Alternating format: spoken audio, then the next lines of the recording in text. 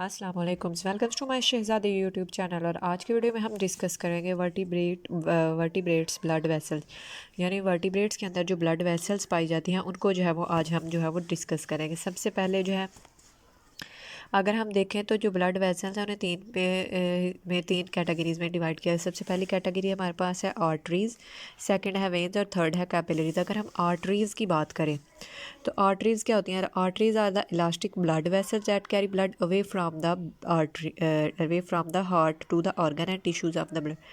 सबसे पहले अगर हम आर्टरी की बात करें तो आर्टरी क्या है? Elastic blood vessels. हमने कहा सबसे पहले क्योंकि हम ब्लड वेसल्स पढ़े तो ये भी ब्लड वेसल्स हैं। That carry blood away from the heart, यानी इसका काम क्या है कि इसने ब्लड को जो है वो हार्ट से अवे लेके जाना है।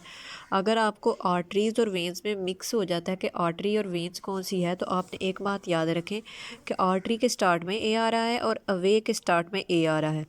तो इसका मतलब है आर्टरी जो है वो क्या कर रही हैं, वो अवे लेके जा रही हैं। किससे अवे लेके जा रही हैं? हार्ट से। यानी कि ये जो है ये ब्लड को अवे हार्ट से जो है वो अवे लेके जा रही हैं और क्या कर रही हैं, एंड टिश्यू और हार्ट से तो वे ले गई, लेकिन कहाँ पर जाके एंड हो रही हैं? ऑर्गन्स के पास पहुँचा रही हैं या फिर टिश्यूज़ ऑफ द बॉडी के पास जो है ये ब्लड को लेके जा रही हैं। The central canal of an artery is a lumen.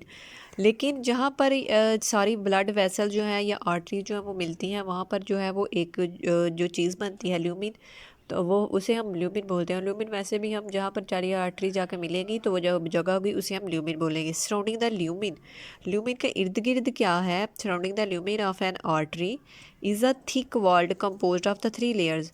यानी जो ल्यूमिन है उसके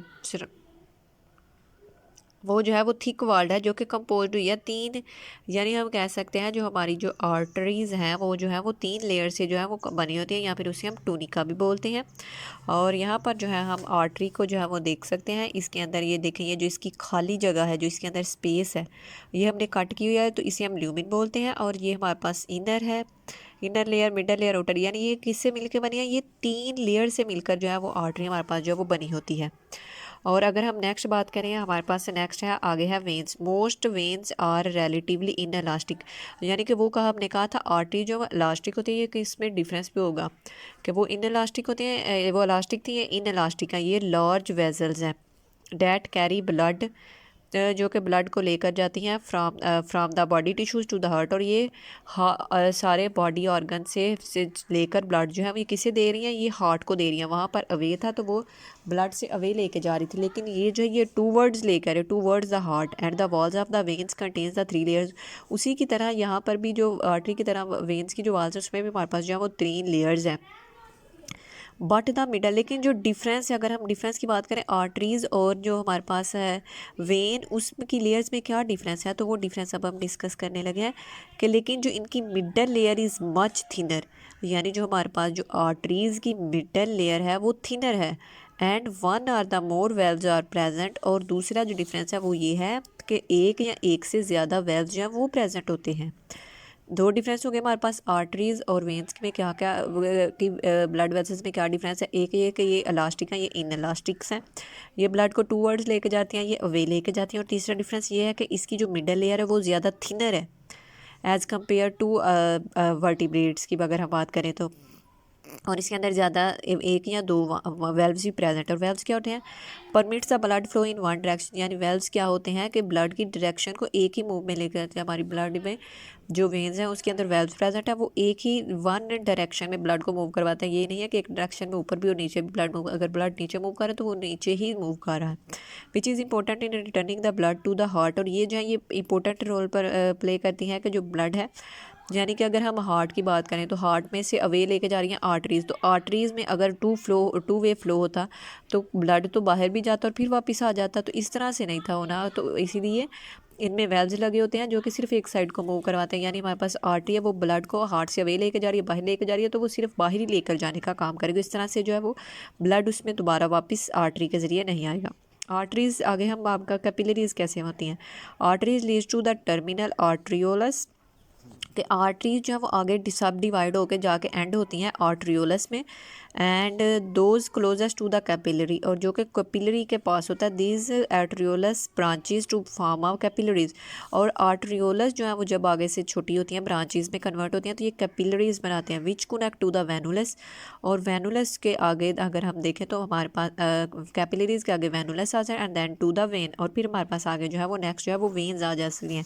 यानी हमारे पास जो है वो कैपिलरी जो है वो दरमियान में जो है वो हम कह सकते हैं कोई चीज़ है तो वो प्रेजेंट है। जैसे कि अभी हम बात करते हैं कि यानी कि ये हमारे पास जो है ये आर्टरीज जो है वो आ रही है और ये आगे से जाके ना यूं यूं करके जो है वो डिवाइड हो गई है, और ये हमारे पास आर्टरीज का जो है वो टर्मिनल पार्ट है।